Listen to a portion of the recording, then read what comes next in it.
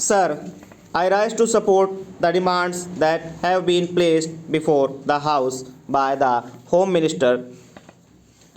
Sir, I need not remind the House that this year the Home Ministry's demands are being discussed in a context which can be described as almost unprecedented.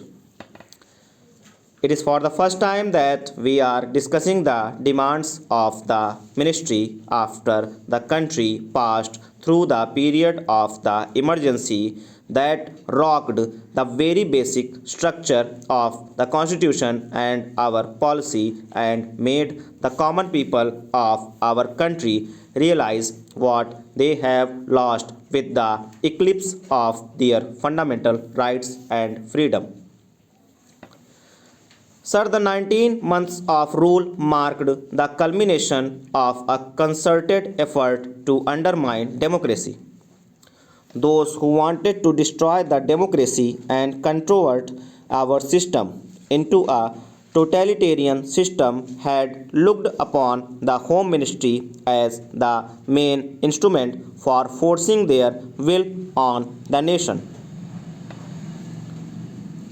They wanted to substitute the rule of law with a region of terror to place individuals above the law, to provide immunity to those whom the group liked, and to harass all those who were looked upon as dangerous to the monopoly of power that the extra constitutional group wanted to preserve. The then Home Minister was himself a captive of this group.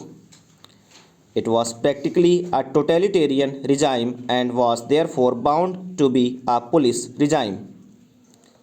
That is why I would request the Home Minister that the whole police department should be thoroughly overhauled.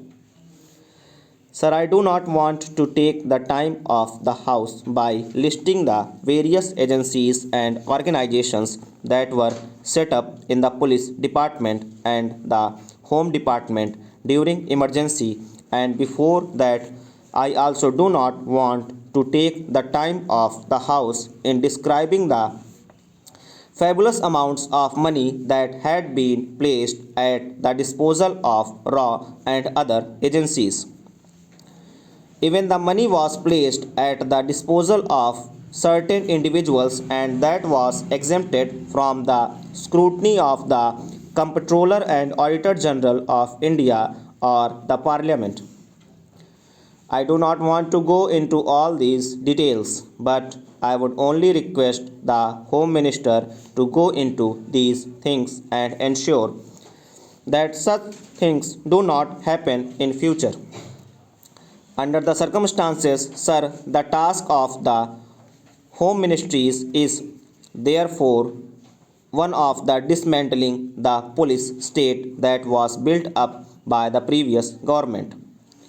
Sir, I must congratulate the Home Minister for the excellent beginning that he has made and for the speed that he has acquired to restore the fundamental rights to the citizens and to appoint commissions of inquiry to go into the excesses of the earlier rule as well as the shocking scandals that had characterized last years of the previous regime.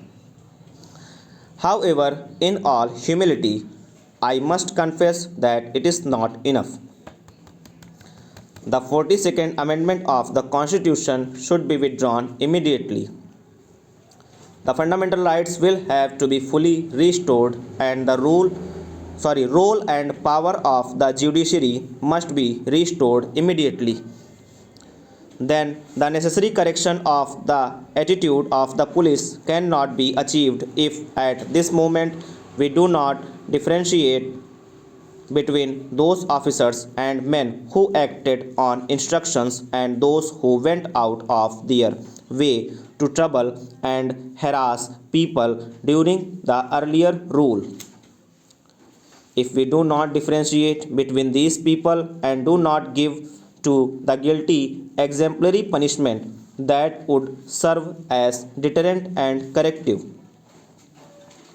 we would not be able to reorganize the police department.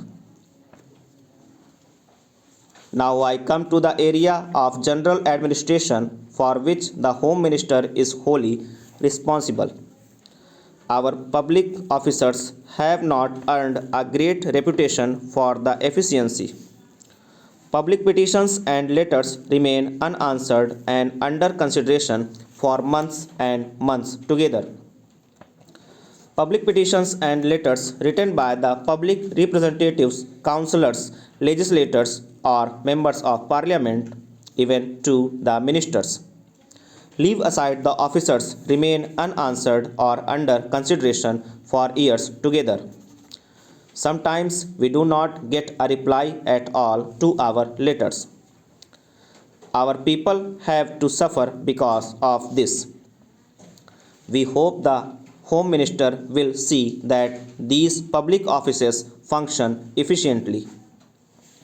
Even after 50 years of our own government, these public officers, especially officers like block development officers and the public officials, do not behave properly and they even behave very badly with the public. The Home Minister should look into that so that the public officers are behave properly and in a manner as to instill confidence in the people that it is their own government which wants to serve them and not to terrorize them. Within the time you have given, I want to draw the attention of the Home Minister to very important matter. I know the law and order is a state subject. Honorable member was telling that our Home Minister has encroached upon this state subject. Sir, if some state governments and their chief ministers and ministers behave in such a way which is against people's interest, naturally, Government of India have to take action against these people. Mr. Vice Chairman, sir, in the course of his reply, the Honorable Minister referred to some of the remarks made on the 18th while replying to question number 4, and he said that his remarks were misunderstood by some of the members. Sir, I really admire my honorable friend for making a reference to it. But if I say that some ministers in the Council of Ministers at the center are wise, how you will take it? Of course, in his buoyancy, he made that statement. I do not know whether he really intended it, but it only meant that some members in the opposition are wise and some are foolish.